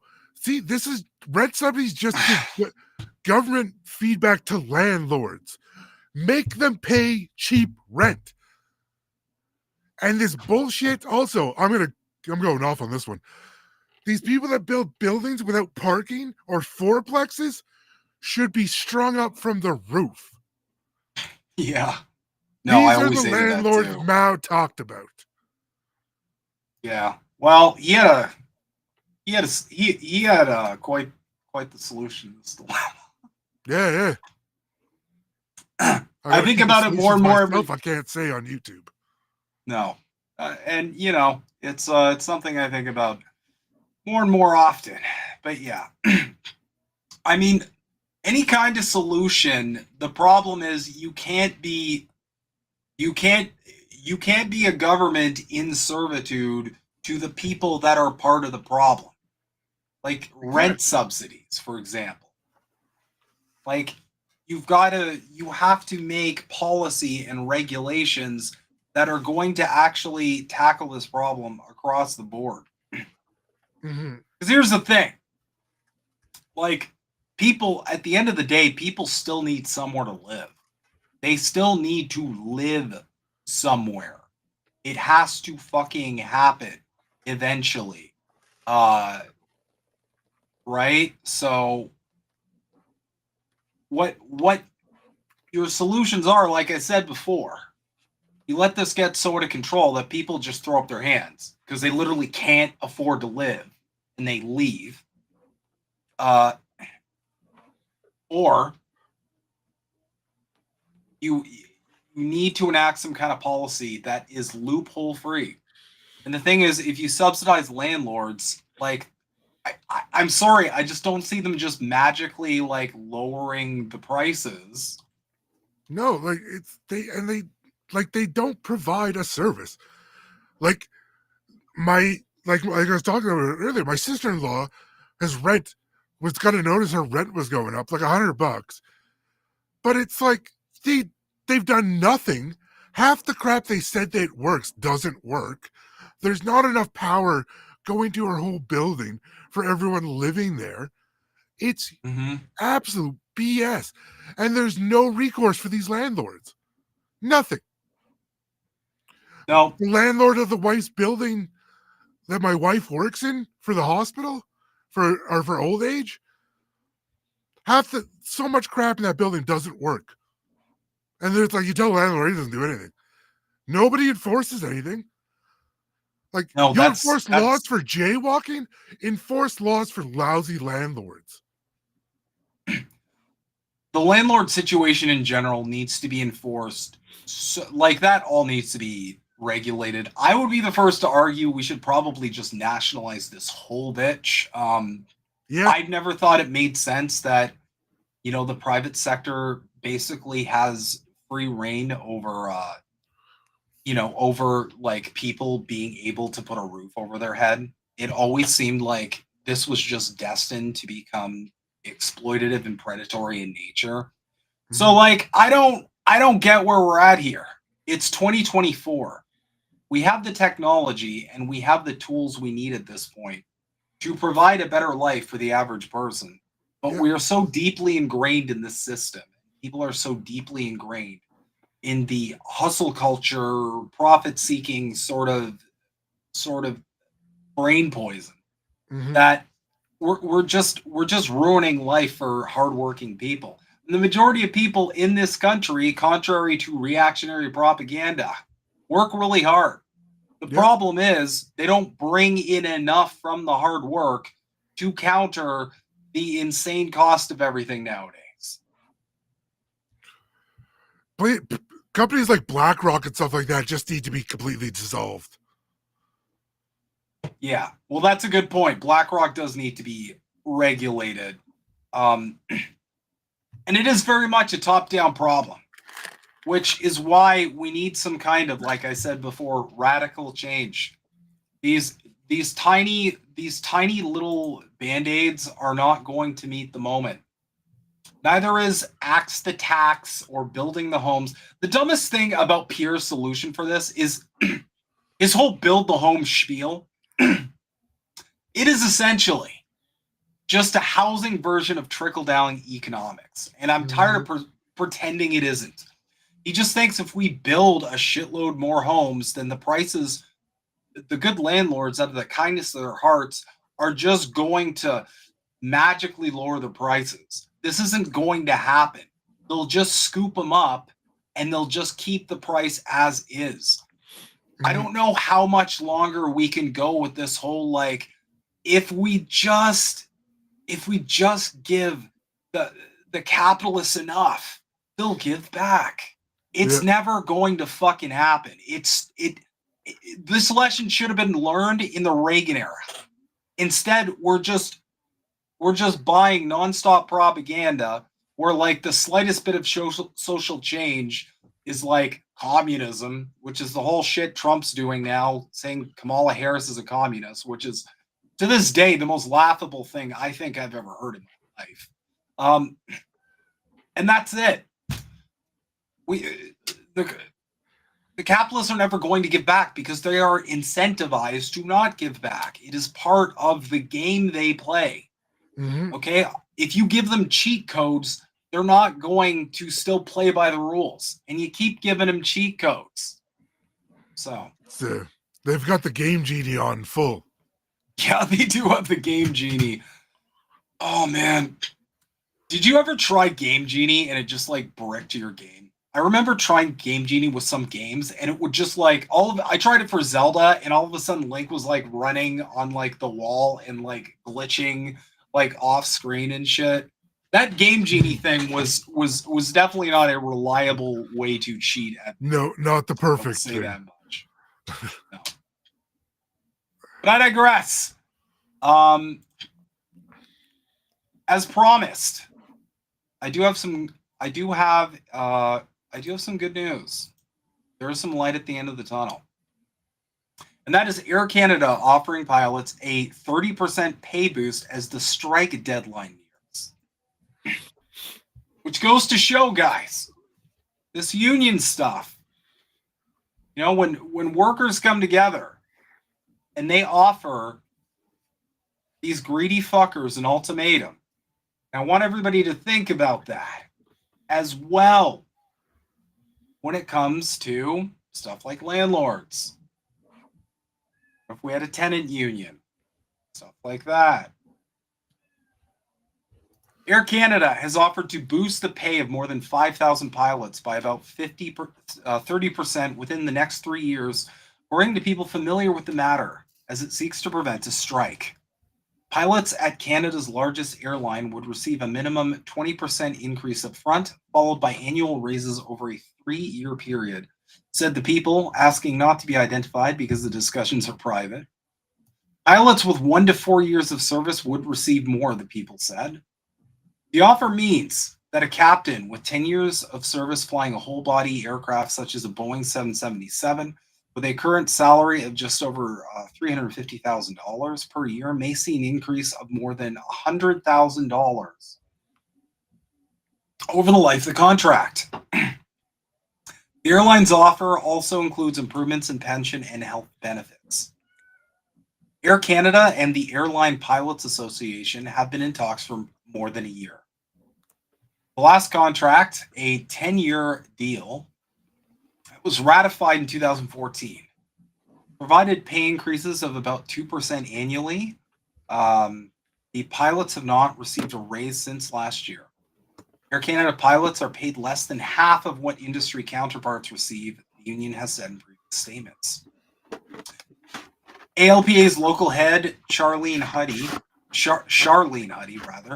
declined to comment on the specifics of the proposal, but entry-level wages for pilots are an issue, she said. 1/4 of our pilots have a second job, with almost 80% of those needing the job out of necessity, she said. We are trying to change that. The meeting between the parties is expected later this week. As of last week, the talks had completely stalled. In August, the pilots voted 98% to give the union authorization to strike, and then they're in a position to walk off the job in the middle of September if there's no deal. The airline introduced a rebooking policy for customers with travels between September 15th and September 23rd. The union seeks to close the pay gap with large U.S. airlines, which have given their pilots substantial pay increases. Last year, ALPA reached a 4-year agreement with United Airlines Holdings Incorporated, providing pilots a total compensation increase of as much as 40%, including an immediate pay boost of 13.8% to 18.7%. When it is in force, we want our pilots to remain the best paid commercial pilots in Canada by far. Air Canada spokesperson Peter Fitzpatrick said by email, "We are open to any solution to reach a reasonable settlement, including arbitration." Canada's number 2 airline, Onex Corp, controlled WestJet Airlines. Sorry, I've always had weird experiences with WestJet. Agreed to a contract in 2023 that included a 24% compensation bump for 4 years. So, that's just kind of the power of this collective organization. And it's why I say we really do need to start getting more active when it comes to things such as a general strike. Because if you get the right people on board, you can legitimately shut down the economy. Think of a general strike between airline pilots, taxi drivers, bus drivers, railroad, subway operators.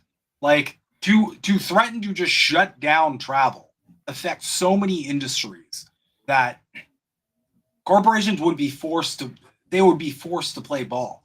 They would also have other corporations panicking and giving them immense pressure to do this. And eventually we could get to a point where corporations are forced to fork over more money and pay people a living wage and give them fair compensation for their hard work because they don't have a choice. The only other choice is commerce is shut down. The country grinds to a halt. That's what we got to start doing here. And we know the politicians aren't going to do it for us. Like I've always said, we need to be able to save ourselves. So take that as a bit of inspiration from places like Air Canada, where, you know, like Air Canada can't afford this. They're pilots, for Christ's sake. They can't afford to just like shut down travel. That's gonna be catastrophic. So think of that on a bigger level. Think of it on a smaller level too. You know?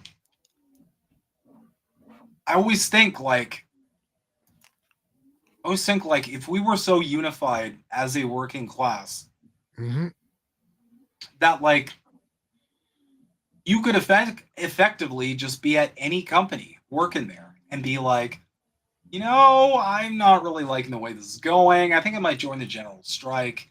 That would actually have weight. Or it's like you pick a date and you're like, okay, these are the lists of changes we would like to see done. Otherwise, it's general strike time. And then you can automatically have leverage at whatever company you work at to basically say, hey, you know what? You guys aren't paying us enough.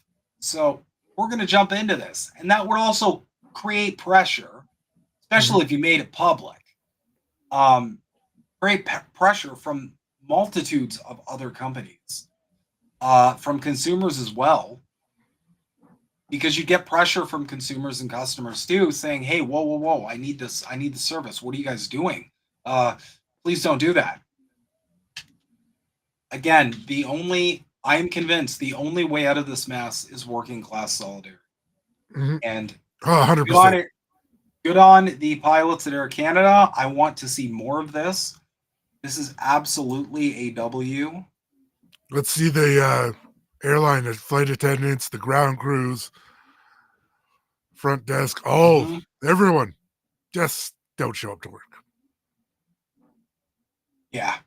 So we got a couple quick ones before we let you take the floor for the last 20 or 30 minutes here. These are just funny.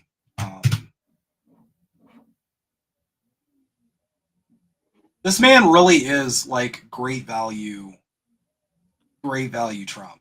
He's calling Trudeau costly Trudeau now. In addition to the sellout thing. No, they're shitty nicknames. That's what drives me insane. He doesn't even have the good nicknames. He's like, he's not even leaning into it. And this is exceptionally funny. The best way to burn fat and get shredded is not keto, it's not paleo. We don't know why he turned to atheism. These poems that he wrote that were pans to Mephistopheles, is that after he becomes an atheist? No, he's writing, so the first one was 1837, wrote another in 1841. He wrote a bunch of them. Right. He did just a chilling play called Ulanem. Yes. Oulanem. And people that are watching this, if they now type into their computer Ulanem, even in Google, it'll pop up. Play by Karl Marx. Yeah. It even has a Wikipedia entry.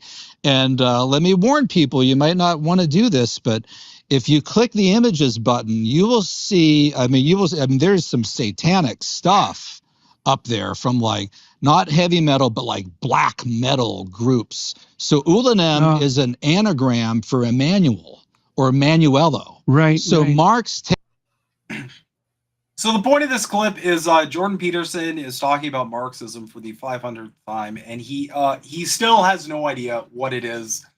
And it's hilarious watching these boomers essentially be like, if you type this and look at the images, it'll show a bunch of black metal.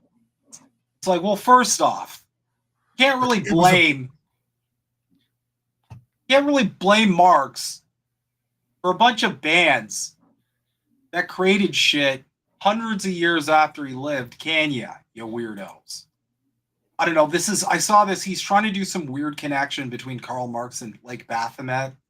Takes Emmanuel, which is the name given to Christ, or Manuelo, and he flips it into this anagram called Ulanem. And it's this chilling play. The main character is Lucindo, Lucindo. And you just can't believe what you're reading with this play. Mm-hmm. So that was written later in the 1840s. So really, the prime of his writing, including the decade when he wrote the Communist Manifesto, is also the same decade when he was writing these poems and plays. And throughout his life, his kids and others would say, he had a favorite line always from Mephistopheles. Right, everything that exists deserves to perish. So that remains a part of him throughout his life.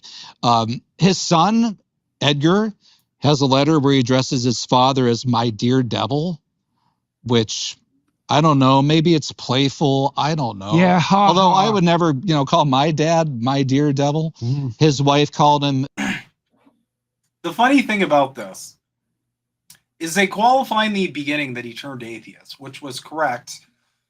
Karl Marx had fair criticisms of religion. They were direct relations to material conditions, so they're already kind of wrong here. But I just have to say, guys, someone can't be an atheist and also have some weird belief in the supernatural, just the evil supernatural. You can't be like a Satan worshiper and an atheist. You either reject the supernatural or you're a Satanist. That's a really good point. To which point, you can't then turn around and have criticisms about religion, the same religions that created or involve or feature these characters. You got to pick one. You can't be like, religion is the opiate of the masses, but I really love some of the characters in the Bible. I love the Satan people. This logic, we're not, how far into this shit are we? We're not even 2 minutes into this story, and they're already just like the brain is already melted in 2 minutes. I'm impressed personally. My wicked knave. I quote Henrik Heinzen, referring to him as a goblin who tried to take me under his spell. Other cases of where he's using that kind of language. When Engels first met him, he describes him as this dark man from Trier, who hops and leaps and springs on his heels. The monster of 10,000 devils, he describes him. And the letter from his father is, which was written in 1837, a year before his father died. So his father writes to him, March 2nd, 1837. Carl, at times my heart delights in thinking of you and your fortune, and yet at times I cannot rid myself of ideas which arouse in me sad forebodings and fear when I am struck as if by lightning by the thought, is your heart in accord with your head, your talents? Has it room for the earthly but gentler sentiments which in this veil of sorrow, it's a beautiful letter in many ways, are essentially consoling for a man of feeling? And then this question from the father of Karl Marx to his at this point 18-year-old son. And since that heart, Karl, is obviously animated and governed by a demon, not granted to all men, is that demon heavenly or Faustian? Will you ever, and that is not the least painful doubt of my heart, will you ever be capable of truly human domestic happiness? And this doubt has no less tortured me since I have come to love a certain person like my own child, will you ever be capable of imparting happiness to those immediately around you? By the way, the answer was no, right? Well, but that obviously phrase, the father had intimations of that. Yeah, and since that heart is obviously animated and governed by a demon not granted to all men, is that demon heavenly or Faustian? That's his dad.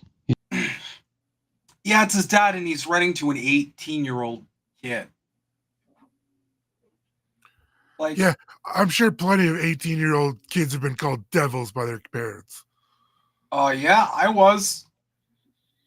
And it's like they're trying to make it this massive spin of like this affiliation to the devil, which, as I explained, already doesn't work. Yeah. But the cherry picking is so. This is something conservatives are really good at that I want to point out. They don't start at a hypothesis. They start at a conclusion, and they build from the conclusion. So his conclusion is Karl Marx equals devil. And so you can see that he's just cobbled together as much as he can to build this narrative from there, even though the pieces don't really make sense across the way already. Yeah. And there's only so many of those things, I think, that a sympathetic Marxist or Marxist biographer can shrug off.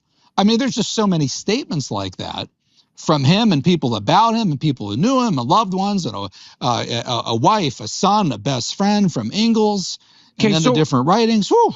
Okay, so let's attack this. Now, was he a Satanist, right? Well, that is a whole different thing that I can't personally answer. Well, like they're trying to portray communism as Satanism now. Like,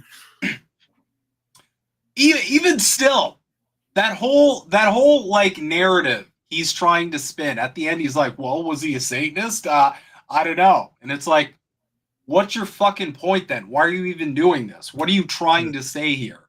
mm-hmm. And of course, there's no actual substantive criticism of his work because they haven't read that. I promise you, neither.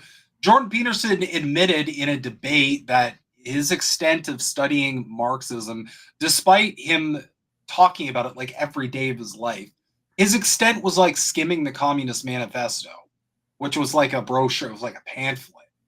Well, it's only like that. It's a pretty small book. Yeah, it's nothing huge. Like, this isn't a man who's read Capital, for Christ's sake. He couldn't have read a book that had like 30 pages. Seems not unreasonable to presuppose that he was a devotee of the Mephistophelian ethos. Yeah, I think that he was a devotee of the Mephistophelian ethos. Oh my God. And pseudo intellects will pick this up because it's big words and they'll be like, oh yeah. Dude, Jordan Peterson is the lord of this. He will use multisyllabic words, knowing full well, first off, he'll make them up. He'll make a bunch of words up. Mm-hmm. Or he'll use them that don't really make a lot of sense. And here's why. Because people like Jordan Peterson, they don't have to make sense. All they have to do is throw out a bunch of big words that people are just, it's not going to register to the average person. The average Jordan Peterson fan isn't going to understand what he said there. What he's going to take away is Mark's bad, devil, and then I should trust this guy because he uses big words, therefore he's smart. That's Jordan Peterson's entire grift. He veils like reactionary propaganda under this like academic sort of veneer. And then that's how he markets it to people. He essentially is saying, well, I'm really smart. Look at all the words that I looked up on thesaurus.com. That's why you should believe that all of my ass-brained ideas are actually correct. That's his whole fucking thing. That's why I hate it. That's why he's my least favorite person on earth. Because he isn't even an honest propagandist. His whole persona, he's full of shit. His whole persona is just inflated nothingness. Anyway, I thought y'all should get a kick out of Jordan Peterson being full of shit for the 5 millionth time. Next, I think it's you to take it away. The Three Sisters growing technique. That looks interesting. Oh right, I totally forgot about that. I'm going to share my screen again. Mm-hmm.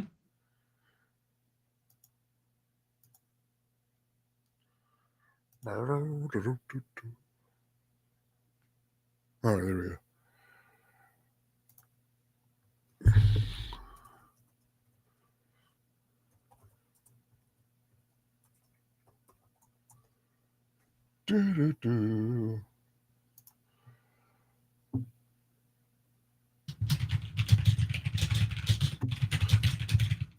So this is just I'm not going to read through this actually, but I'm going to use it as like to demonstrate how it kind of works.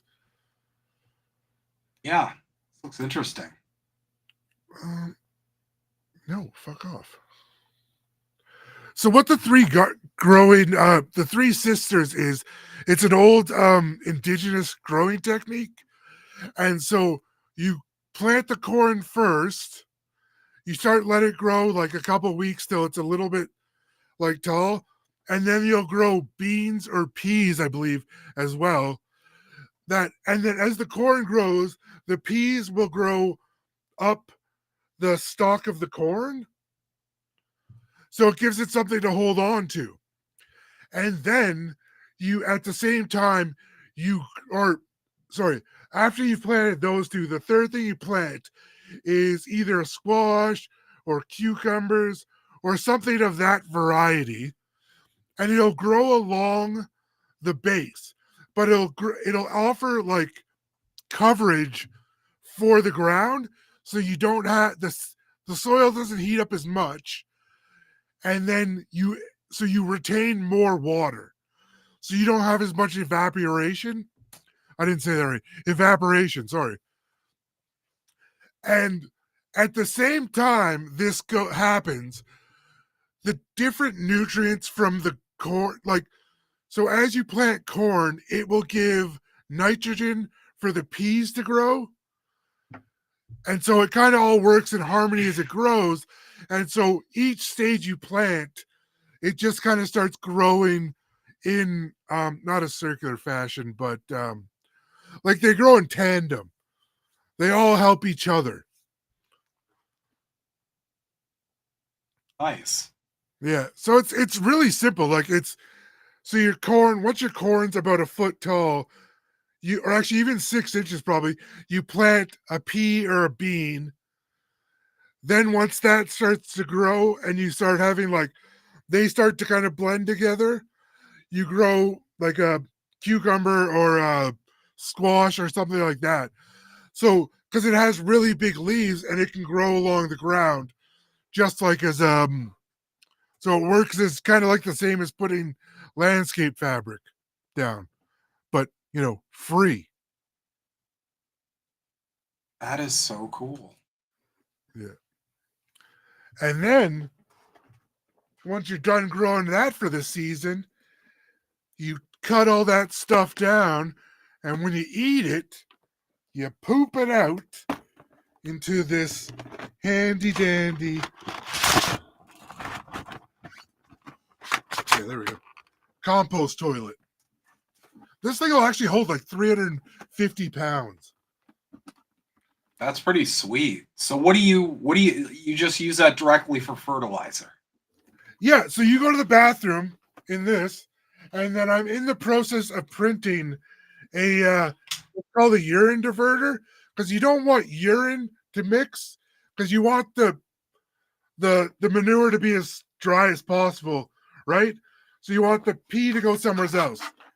So I have another piece growing still, or not growing, sorry, that I have to print. But so what it does is it sits on here, and I think I'm gonna have to do a little bit of adjusting to make it a little shorter, maybe. But and then there's another piece, and then you put what's like a jug or something into it that'll just catch all the urine, and then you eventually get rid of the urine, because the urine really can't use it for too much. So, especially human urine.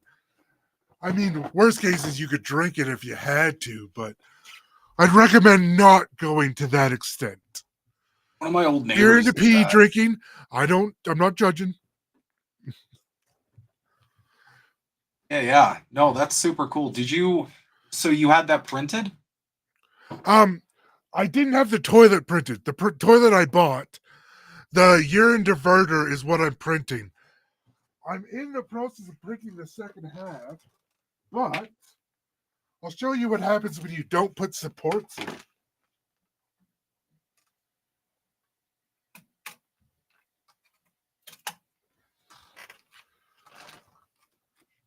So I thought I had printed supports, but I didn't. So what you're getting is all this stringing down here. Okay. So normally it would have printed like a loose fitting wall to hold it up. And then you would have this.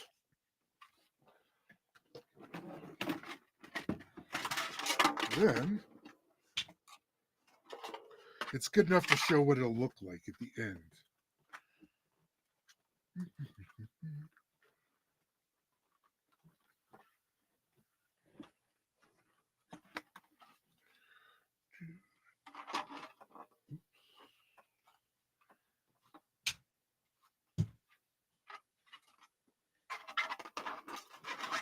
Okay, like that.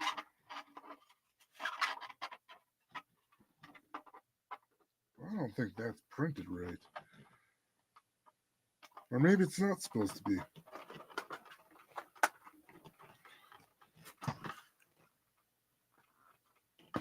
Oh, that's why it's already up. Okay.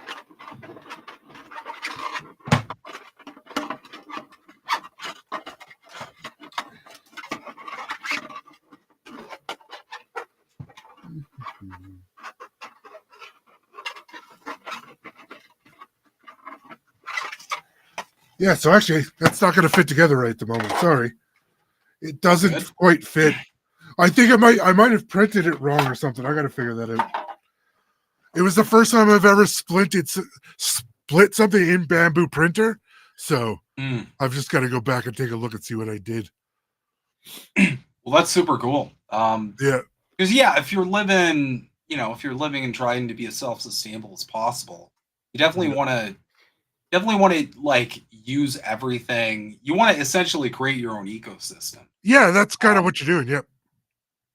Yeah, so that way, like, the people's leavings are actually contributing to your soil, which is like that's a huge W, because that means you'll be able to grow better stuff. Yeah. Well, and like human manure is not the best to use, but you can still use it for some stuff, like in compost. You just wouldn't want to put like direct human feces on like your garden. You have to mix it with quite a bit of stuff. Cool. Yeah.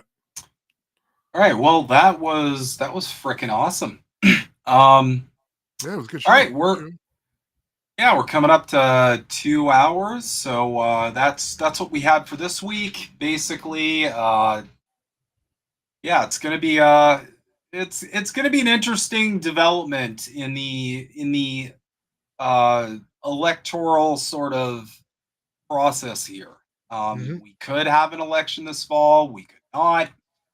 Could be pushed to 2025, which is what I feel like the Liberals probably want. But yeah, that's where we're at currently in Canada, and that's the most pressing news as it would have applied to us, I suppose. As always, be sure to like and subscribe. Feel free to leave comments too if there's something you're curious about. If there's something you want us to cover. I love doing stuff for the people who are tuning in. I know so does Yeti as well. So I'm a Yeti of the people. Exactly. Any last thoughts, my friend? No, just the same old kind of stuff. Keep being good humans. Work towards better sustainability for yourselves. I could not agree more. Be free. All right, anyway, guys, thanks for tuning in to episode 7 of the Maple Files. We will be back next week. Same sorry time, same sorry channel. And if you haven't had a chance, again, we do have a YouTube channel specific to the Maple Files that streams everything, all the content to here. So be sure to check that out. You can go to my profile at Snowhimbo. I have the link right there for the Maple Files. So yeah. Anyway, until next time, thanks so much for tuning in, everybody, and have a wonderful rest of your week.